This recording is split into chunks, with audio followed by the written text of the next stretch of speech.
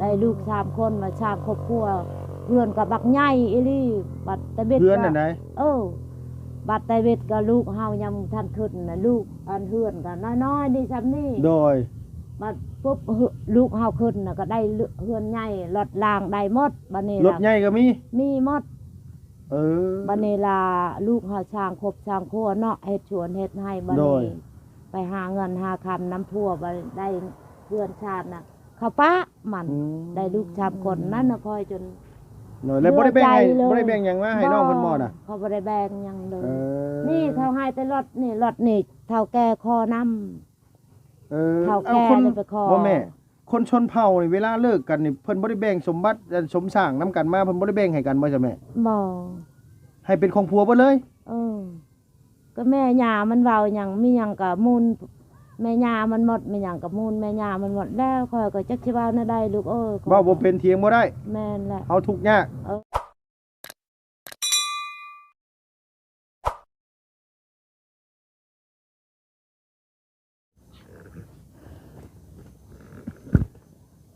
โอ้ได้หม้อยังก็แม่หม้อยังก็หม้อแกงปลาเขาเอิ้นแกงปลาหรืออ้อปลาแกงปลาก็ตะกั่วเชี่ยภาษาอีแม่เอิ้นมาได้ก็ตะกั่วเชี่ยตะกั่วเชี่ยโอ้ก็โหนโอ้ปลาอันแกงปลาใส่อันสมมะขามพี่น้องเอ้ยไปหานี่นะอันชาวตรากงั้นน่ะอันผู้น้อยน่ะบ่อันลูกสาหร่ายอีแม่น่ะบ่ไปหากินเป็นแล้วเนาะเพิ่นก็เนาะคือใส่น้ำหน่อยใช่ไหมอันนี้เขาเอิ้นเอาเนาะสำนี้เนาะปลาพี่น้องไอ้ปลาโอ้ปลาอีหยังแม่เขาขออย่าถามเนี่ยนี่นะปลายังคือตัวยาวๆนี่จักเขาก็บ่ฮู้ได้ปลาตัวนั้นก็เห็นปลาขึ้นแต่น้ำเสเด้อลูกเอ้ยอันนี้นะบ่เดี๋ยวพี่น้องเอ้ยมันคือปลารสแต่บ่แม่นปลารสเด้พี่น้องเนาะแม่เนาะบ้านแม่เอิ้นมาปลาหยังก็บ่เคยเห็นคือกันบ่แม่นปลารสเนาะ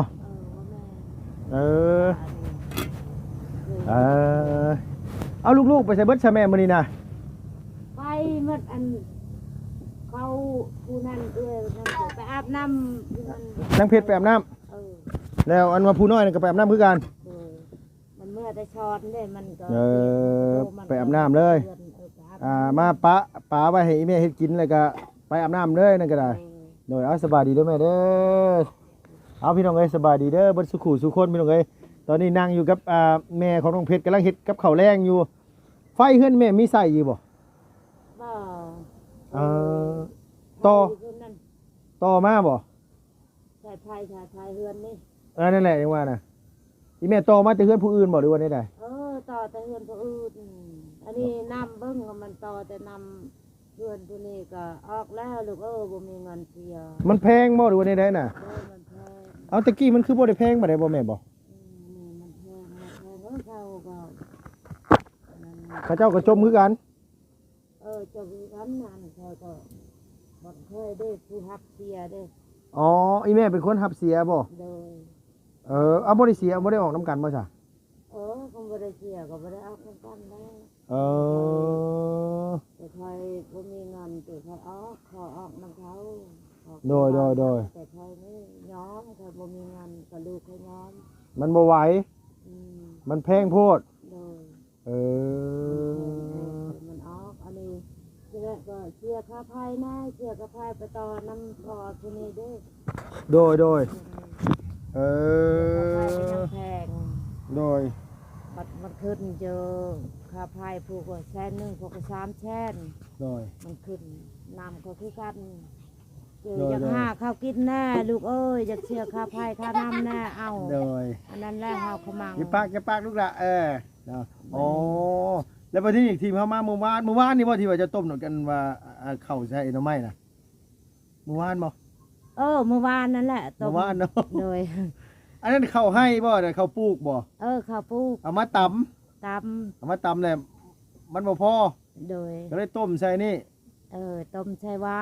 กินยันบ่พอลูกอันคนหลายลูกหมายความว่าบ่แม่เขาขออย่าถามแบบว่าเคยบ่แบบว่าพาลูกอดจักมื้ออดหลายที่สุดนี่ บางเทื่อก็คันบ่มีข้าวกินก็ได้แล้วช่องมื้อ3มื้อ กินยังซะแม่2-3มื้อน่ะ ก็กิน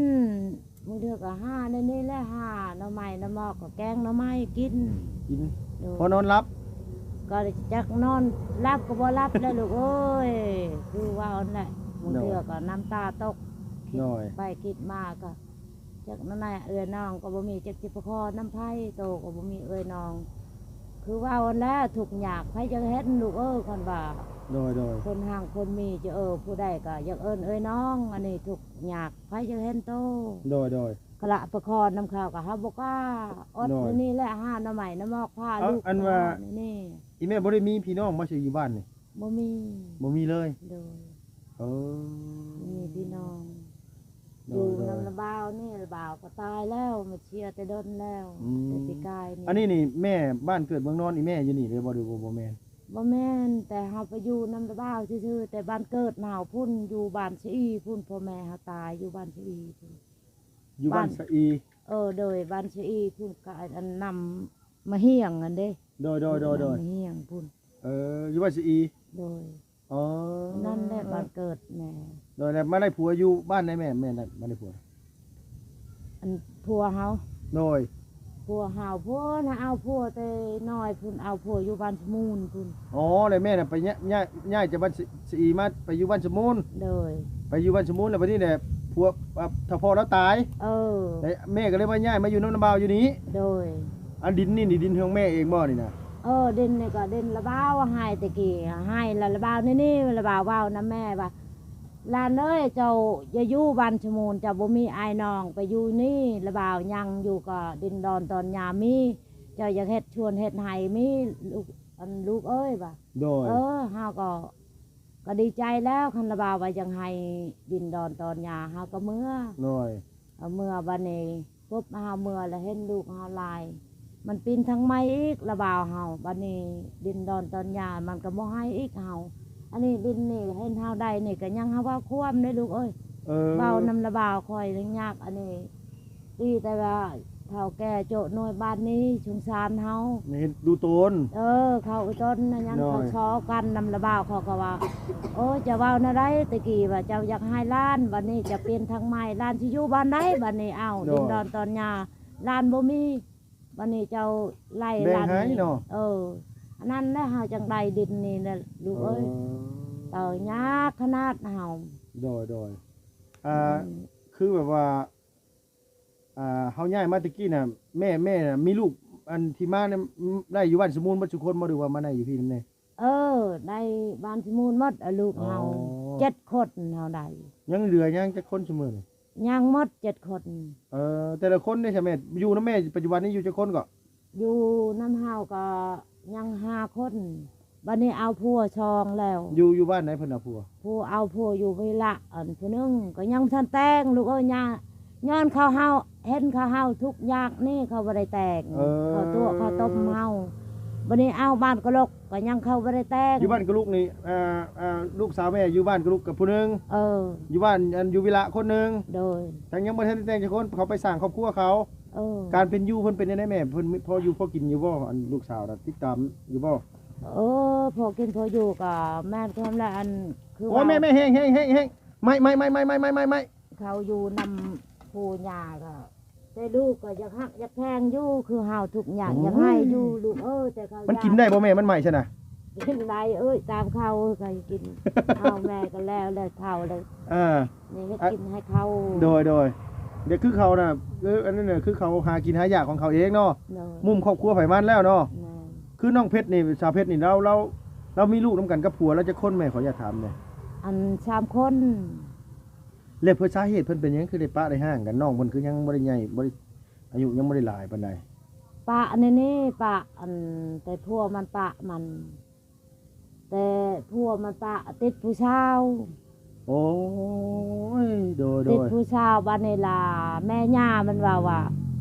คนทุกข์คนยากย่าได้ลูกย่าหาอันปะใช่เมียเจ้าเอาคนหังคนทุกข์คนยากนี่มันยากเลี้ยงแม่เลี้ยงทางแม่ทางน้องมันโตบ่มียังเลี้ยงอันนี้มันยากปะเลยเอาคนหังคือเฮาเนี่ยหังต่อหังนี่มันสบายแม่ย่ามันเบาอันนั้นจังพวกมันปะหาคนใหม่อีก เออ ได้ลูก3คนมาสร้างครอบครัวเพื่อนก็บักใหญ่อีหลีบัดแต่เบ็ด เพื่อนน่ะไหน บัดแต่เบ็ดก็ลูกเฮายังทันขึ้นน่ะลูกอันเฮือนก็น้อยๆนี่ซ้ำนี่ โดย บัดปุ๊บลูกเฮาขึ้นน่ะก็ได้เฮือนใหญ่รถรางได้หมดบัดนี้ รถใหญ่ก็มี มีหมด บัด น นี้ล่ะลูกเฮาสร้างครบสร้างครัวเนาะเฮ็ดสวนเฮ็ดให้บัด โดย นี้ไปหาเงินหาคำน้ำพัวบัดได้เพื่อนชาติน่ะเขาปะมันได้ลูก3คนนั่นน่ะคอยจน โดยแล้วบ่ได้แบ่งให้ เบื่อใจเลย บ่ได้แบ่งหยังมาให้น้องเพิ่นบ่น่ะ เขาบ่ได้แบ่งหยังเลย เออ นี่เขาให้แต่รถนี่เท่าแก่คอน้ เฒ่าแก่ คน เลยไปขอ บ่แม่ คนชนเผ่านี่เวลาเลิกกันนี่เพิ่นบ่ได้แบ่งสมบัติสมสร้างนํกันมาเพิ่นบ่ได้แบ่งให้กันบ่จ้ะแม่ ำบ่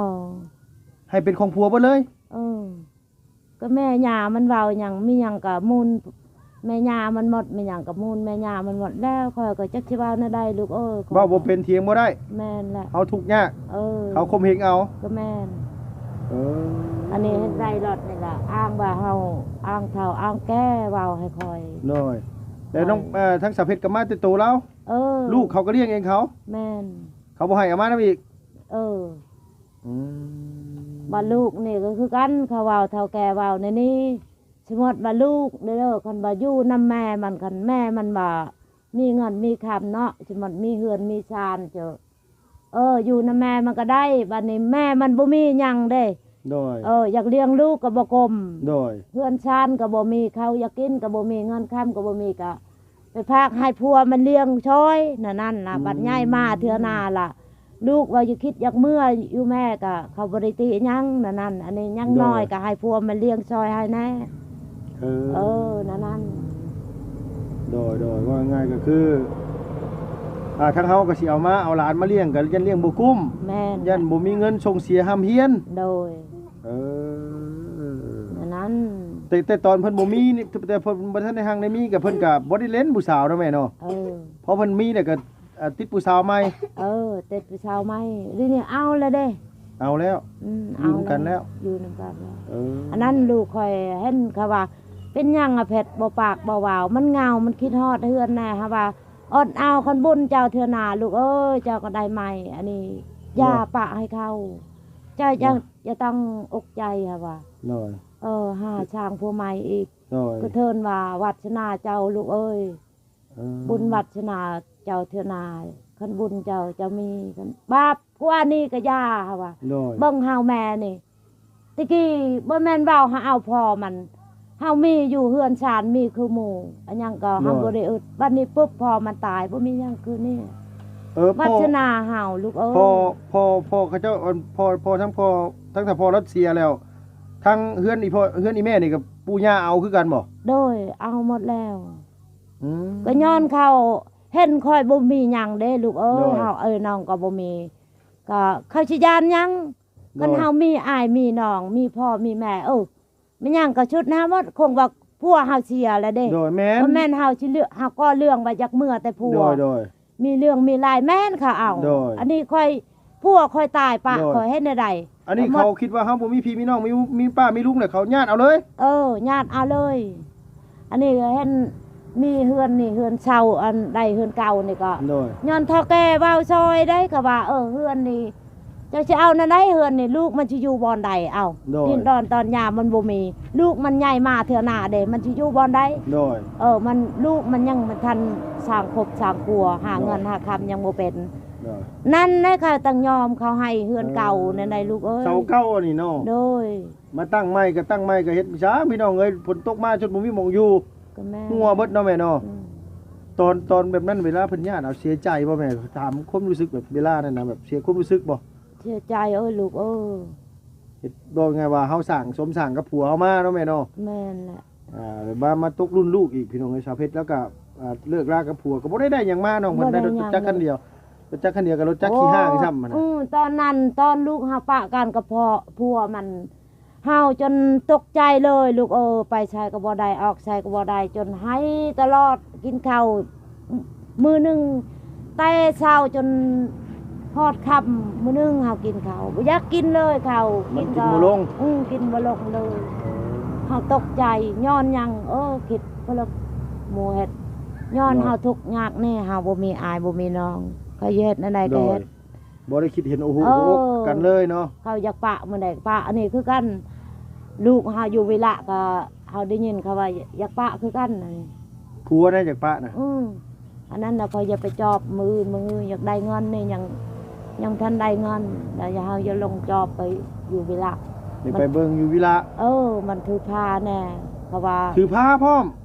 ถือพาแน่ก็พวกมันก็ติดไปเช่าคือกันนั่นแหละเอา นั่นคอยอุกใจลูกเอ้ยเฮ็ดมื้อนั้นผู้อายนั้นเว้ากับเพชรคอยน้ำตาตกเลยคอยจักสิเว้าแนวใดอุกคอยอุกยอมลูก อันนี้นี่คืออยู่วิระน่ะแล้วถือผ้าแล้วมีลูกนํกันได้บ่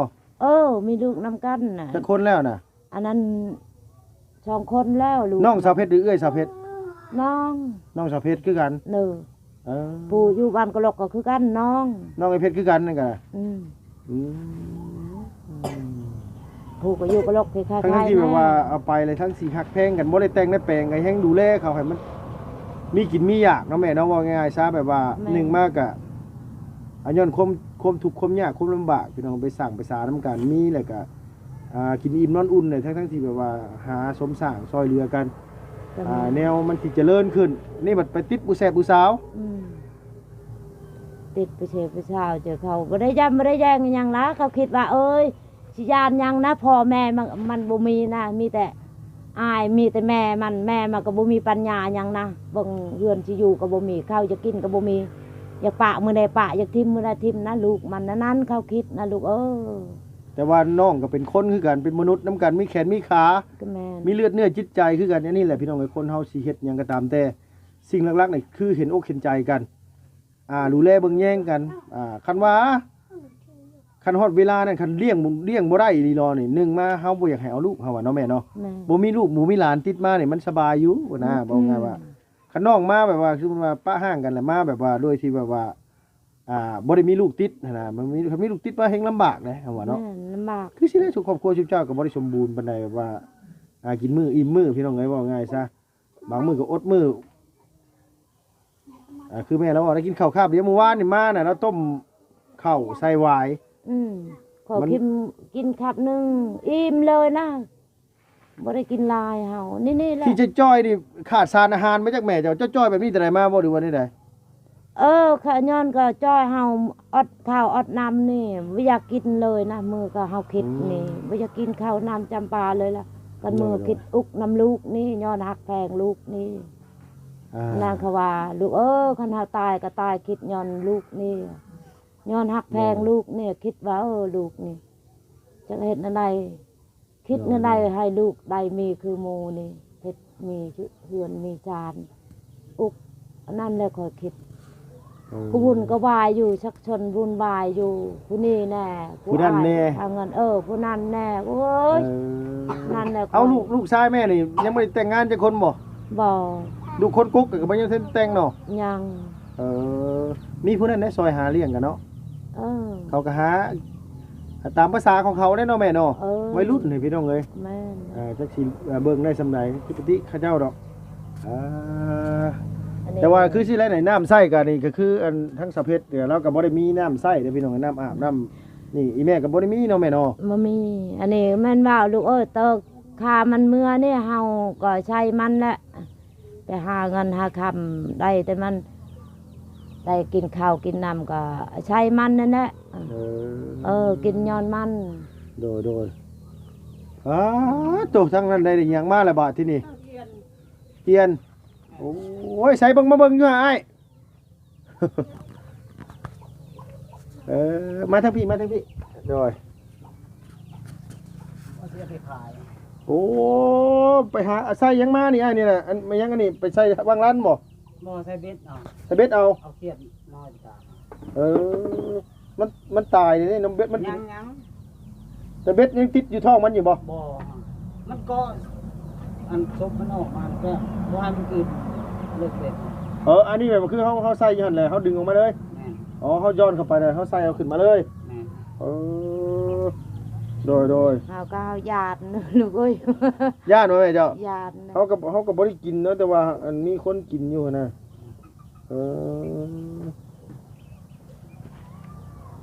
ให้เราสิเอาไปขายด้วยเนี่ยให้สิขายเท่าไหร่นี่น่ะแต่เขาสิซื้อไปยังกันซื้อไปปล่อยยันเฮายันมันตายน่ะ บ่ตาย มันบ่ตาย เดี๋ยวมันก็ซบมันอันนั้นบ่ได้ อืมตะกี้เขาก็กินอยู่แต่ว่าชั่วโมงนี้เขาบ่ได้กินแล้วเขาปล่อยแล้วเขาบ่กินแม่ย่านบ่ ญาตินะลูกเอ้ย เจ้าบ่เคยกินบ่อยู่เฮือนนี่มีไผกินได้แม่เพชร ลูกเฮาน่ะ กินเอี้ยนอยู่บ่โต แม่จ้า จ้าเอี้ยนอยู่บ่ ลูกชายเฮากินผู้ลูกชาย2คนบัดกินเขาแต่ อ่า แพท แต่ผู้น้อยๆเนี่ยสองสาวน่ะบ่ได้กิน บ่ผู้สองคนนั่นกินผู้ลูกชายเฮา โดยให้แล้วสิไปขายไปซั่นน่ะซื้อไป ที่ไปก้อยก็ได้บ่ทำกินมันไปขายเวียดกัน เรื่องอะไร แพ เนี่ย งไปมาไม่เสร็จ แต่ว่าเขาบ่รู้ว่าเขาสิซื้อไปยังไงเขายันอันนี้ไม่แต่ว่าอันนี้ถ้าว่าสิไปปล่อยบัดมันบาดเจ็บน่ะพี่น้องเอ้ยแต่ว่าไปค้าให้เวียดเท่าไหร่โดยขอบใจหลายๆถ้าเป็นอึ่งเป็นยังสิเนี่ยเขากินแม่กินอึ่งอยู่บ่เจ้า กินอยู่ อึ่งนี่กินเนาะ อันนี้แล้วเฮาบ่ได้กิน เอียนนี่บ่กินเนาะโด บ่ ย ได้กิน ๆเจ้าก็ยันตรา ไปสายนาง เดินที่ไหนยอดตามอ่านย้อนไปขึ้น เอามาจ่ายไอ้พี่มาจ่ายไอ้พี่มาจ่ายไอ้พี่มา ขอบใจ มีหยังเพิ่นเอามามีหยังนั่นน่ะ ไปครับไปจ้างไปรับจ้างมื้อนี้ลูกไปรับจ้างมีไผไปแน่นี่น่ะ 2คนเฮากับแม่ลูกอันเดินผู้เอื้อยอรักอันเด้ เพื่ออลังเด้อ เดิน เด้อน้องสาวอดังน่ะไปหาอันป๋าพี่น้องเอ้ย หาป้า อเดอนี่ไปอันว่ารับจ้าง โดย อีแม่ไปรับจ้างนำเข้าให้บ่ นั่น ได้200,000 ได้200,000นี่ หน่อยสิไปมิละกับบ่พอได้200,000นี่นะเนาะ พ่อลูกไปตอนนี้ฮอดเวลาอันได้ก็ที่5ล้านยันเพื่อรถแน่ไก่อันนี้โอ้ย 4-5 แสน ที่5แช่ 4-5 ล้านมันก็ไปฮอดเวียงกลับมาฮอด3รอบพุ่นแล้ว โอ้ยรักเลยลูก โดยเนาะ ได้ที่5แสน โอ้เป็นนายจ้างแต่ยังน้อยเลยเนาะล่ะเนาะโตเนาะโดยตั้งกันว่าอ้ายเพิ่นนี่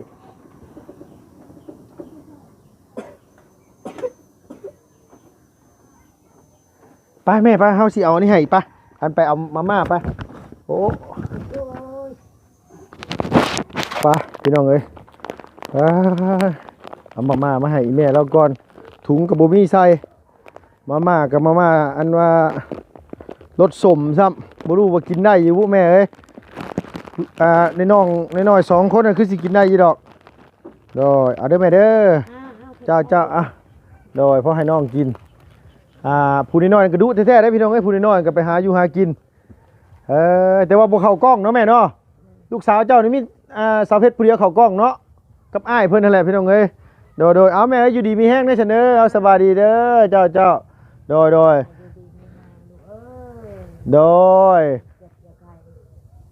จะได้ใครจะมี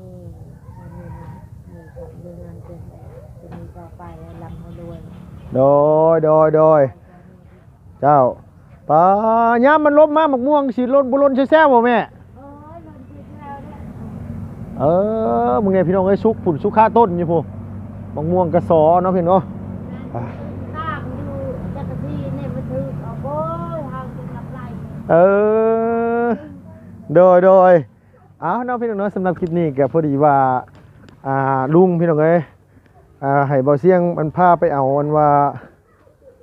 ยางรถพี่น้องเนาะก็เลยอันว่า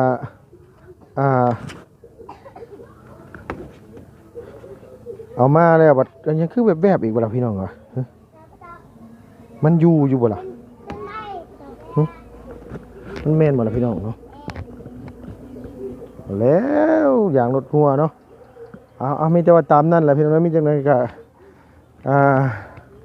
ถ้าติดตามเบิ่งน้ำกันเนาะพี่น้องขอบคุณหลายๆพี่น้องผู้ใหญ่ใจดี FC บ่สุขุทุกคนอายุดีมีแห้งอยู่เจ็บอยู่จนสำหรับในรวยสุขภาพพลานามัยแข็งแรงสำหรับคลิปนี้ไปแล้วพี่น้องบ๊ายบายสบายดีเด้อ